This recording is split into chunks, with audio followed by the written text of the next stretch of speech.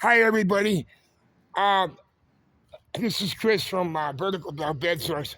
Once again, we're back here at the Copper Country Firefighters History Museum. And guess what? We have a very special guest today. Mr. John Sullivan is the director, and he's been involved with this. Well, I guess what, you're 80 now, is that right? For 15 years or so. Well, you sort of been involved in this place for Well, 80 years. yeah, for my life. His father was, his grandfather was a teamster here, which means chauffeur, horse handler. And his dad, your dad was a fireman too, right? Yeah, But then later became a policeman right. and then became chief, right? That's Was he, did he have dual roles? Was he a fireman and a policeman? for a few years, yes. So, what if he were working on the police job, but he go home and fight a fire? Oh, yeah. So it was no big deal. No. Okay. And I was wondering if you could just give us a little fast tour of the place, of the fire trucks. You don't have to spend a lot of time explaining them. Yeah. But Well, the village of Calumet, 1919, France, is over here. And on the over here is what was the C&H Mining Company, 1919, La France. These were the first fire trucks that came into the Western Upper Peninsula. And then in 1930, the village of Lorium finally got rid of its horses and bought a fire truck. And so here we have an American La France 1930 village of Lorium fire truck. And in 1928, the village of Lorium was out on a practice run with their steamer, a horse-driven wagon, and they tipped it over, and they figured it's time we better modernize. better go modern. So in a way, these two 1919 vehicles are twins, right? That's correct. They both came on a rail car from Elmira, New York. Okay. And the one that this originally said Red Jacket on it. Yes. But then they changed the name in 1928, you said? Yeah. And then they took a paintbrush and changed it to Calumet. Right. And notice the windshield. Yeah. And Calumet and Hecla, No windshield. now these were delivered on the same day. Yeah. But notice this one has no windshield. Right. And the Calumet Hecla Fire Department was comprised of its employees who were also their security force. So they weren't concerned about protecting from the cold and the wind, whereas the village of Calumet, they took care of their volunteers and they put a windshield on their unit. okay, and then could you show us back here quickly? Yeah, we got a 1950 American La France. It was part of the C&H Fire Department, but then in 1968, when the mining company shut down, they donated all of their equipment and their fire hall to the Calumet Township, who created a volunteer fire department. Okay, so this originally belonged to the mining company. Correct. They bought it in 50. Yep. And from 50 to 1968 until they closed, it was in service at the mining company.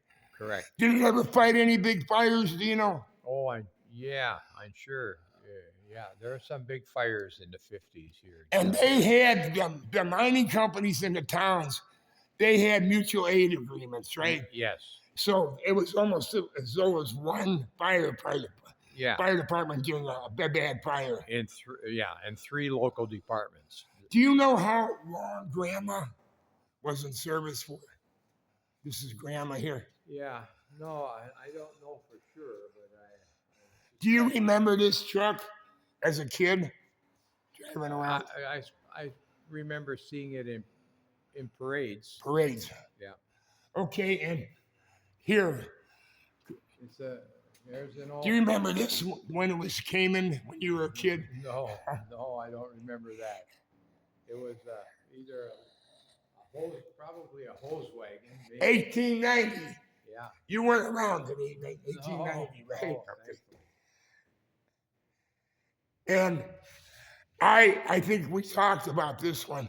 I think this is one of the prettiest.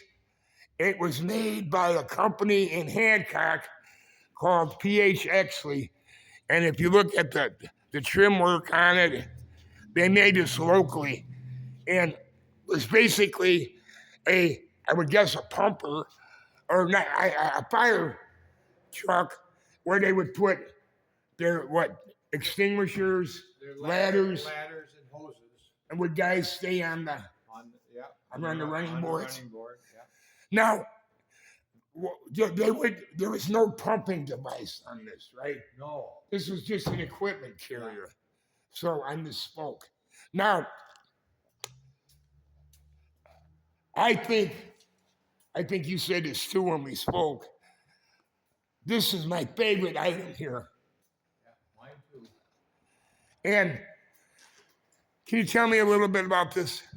Well, this is a 1857 hand pumper. You get 12 guys on this, 6 on each side pumping, and there'd be a suction on one end and an outlet on the other. They throw the suction hose into a cistern on the street corner or into a pond, and then pump, and there was a continuous stream of water flowing to wherever it was aimed, typically for some fire. Now, 1857, that was what, 3 or 4 years before the Civil War. Yeah. Now, can you tell us about that? This actually belonged originally to the Atlantic Mine, Yes. Yeah. another private agency. Can you tell us what that big ball does here?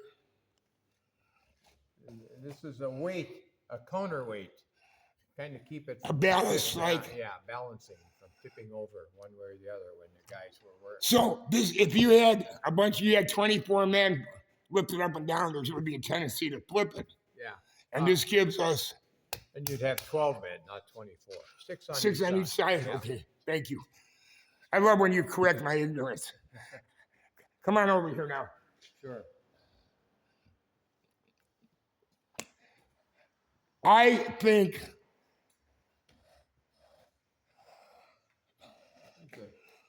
Horses on the fire hall. There's my grandfather, my dad's father. Oh, the teamster. With the 2 horses. Yeah. He looks Irish. Oh, definitely.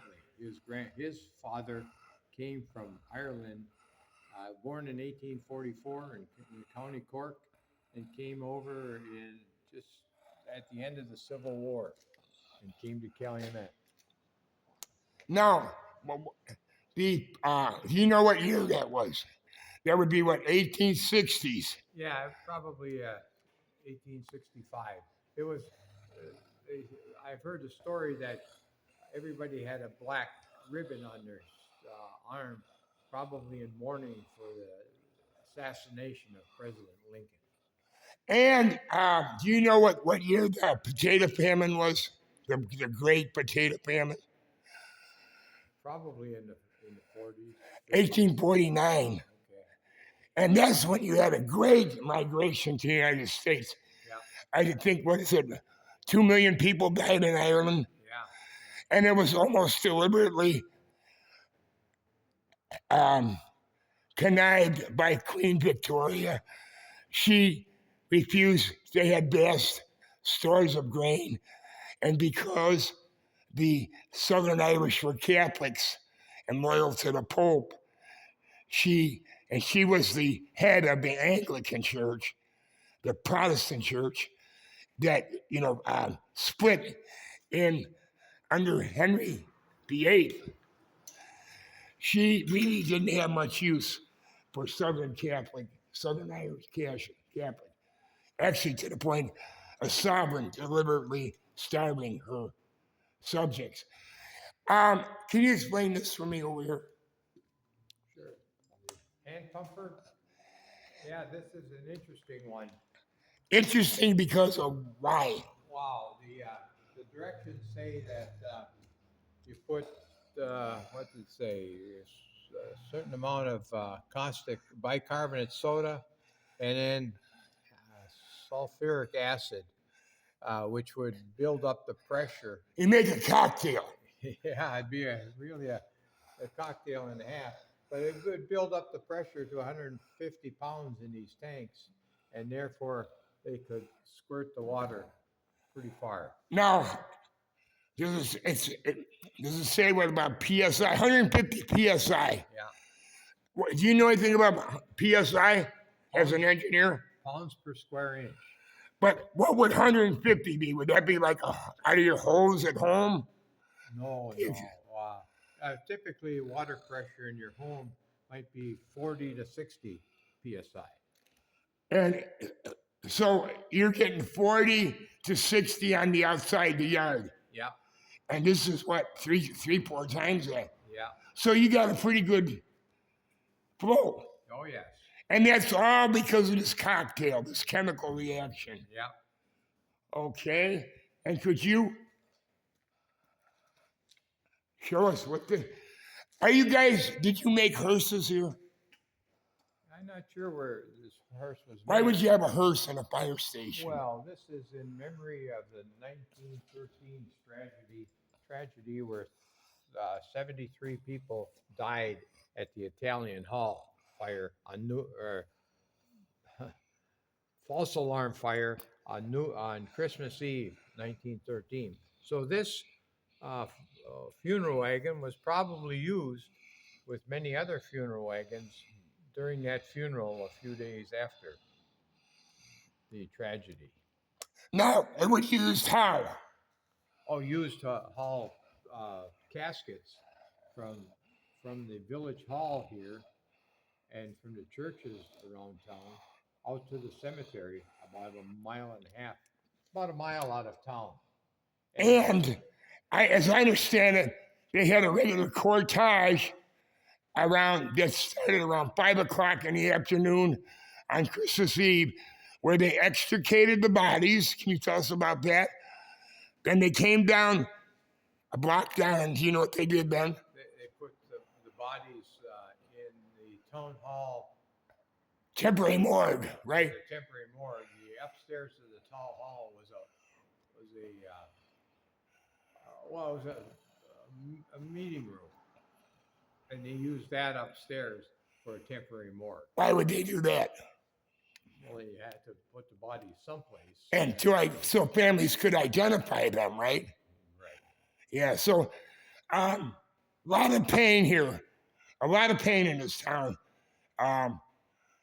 Struggle to make a living, and then they have this tragic stampede, which resulted in 73 people, mostly children, dying. Okay, Mr. Sullivan, I know you're a busy guy, and I want to thank you so much for your time. Greatly appreciated. My pleasure. Thank you, Chris.